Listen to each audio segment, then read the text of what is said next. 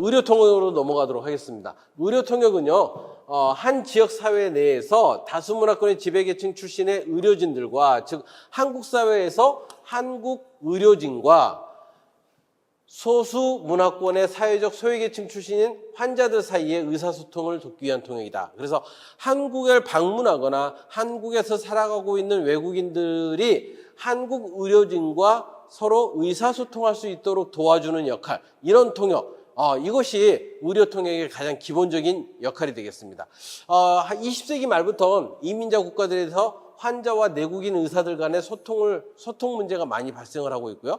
또 20세기 이후부터 의료의 역할들이 각 사회에서 굉장히 넓어졌어요. 과학적인 시기에 20세기의 발전 중에 가장 큰 발전을 했던 것이 의료잖아요. 그래서 이 의료에 대한 어떤 수요와 요구, 서비스의 어떤 향유가 굉장히 많고요. 지금 한국도 마찬가지지만 의료의 어떤 수혜나 혜택을 위해서 국가의 어떤 방문, 서로 다른 나라를 방문하거나 다른 나라에서 생활하는 경우도 많이 있어요. 그래서 이런 의료 서비스와 또 의료진과의 어떤 의사소통을 위한 참여자로서 통번역사가 그 역할을 하게 됩니다. 네, 의료통역사의 중요성은요, 임시적 통역은 의료인과 환자의 말이 요약되는 등 통역의 실수가 많이 나타나는데요. 특히 가족 통역의 경우 환자의 대답, 기회를 빼앗거나 환자의 의견을 통역하지 않는 경우도 있더라. 그 무슨 소리냐면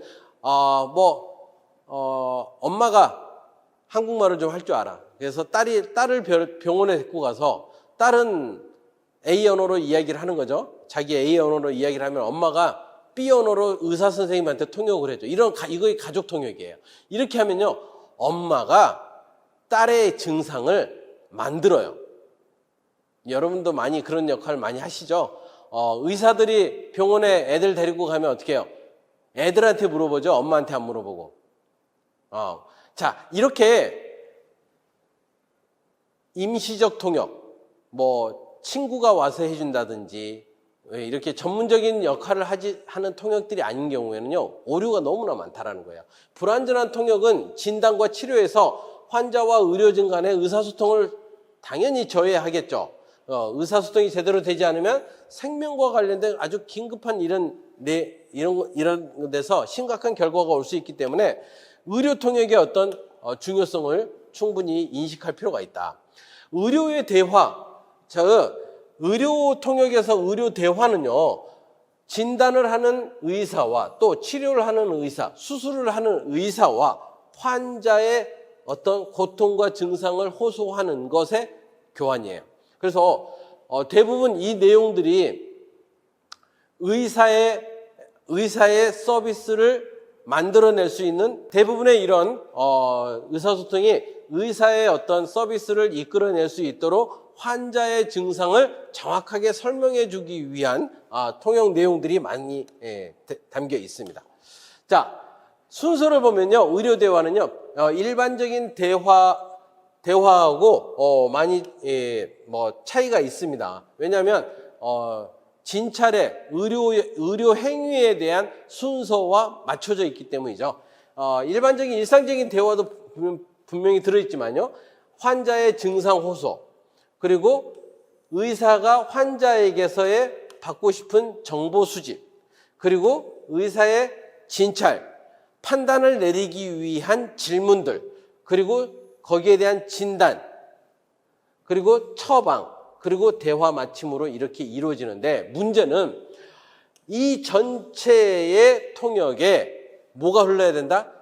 환자와 의사의 믿음이 흘러 있어야 된다. 환자와 의사가 서로 신뢰하는 관계에, 그리고 환자는 의사에게 자기의 치료를 맡겨야 한다라는 충분한 이유와 동기를 가지고 있어야만 이 대화가 옳은 통역으로 흘러갈 수 있겠죠. 자, 의료 통역의 수행 특징은 의료 서비스 제공이라는 대화의 공통적인 목적을 가지고 있더라.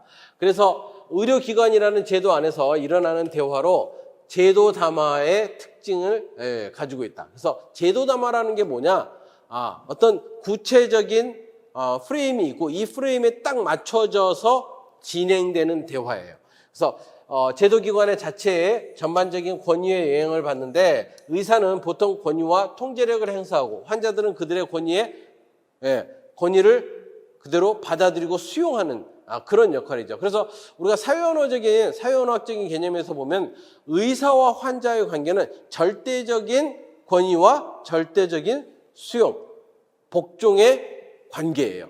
그래서 여기에서 통역사는 환자가 말하지 못하는 부분, 환자가 어려워하는 의사소통을 적극적으로 도와서 의사에게 개진해야 되고 의사가 하는 진단과 처방에 대해서 구체적으로 전달을 해서 환자가 이해할 수 있도록 설명해 줘야 된다는 거죠. 그래서 여기에는요 약간의 경향성이 있어요. 그게 뭐냐면요 환자를 위해서 서비스한다라는 거예요. 그리고 이 의료통역은 대부분이 의료기관에서 준비합니다. 그러니까 좀 전에 사법통역하고 어때요? 사법통역하고는 다르죠. 사법통역은 객관성, 중립성을 따졌다면 여기는 의료의 수혜자, 의료 행위를 수용하는 사람, 환자를 위해서 제공되는 통역이 있더라.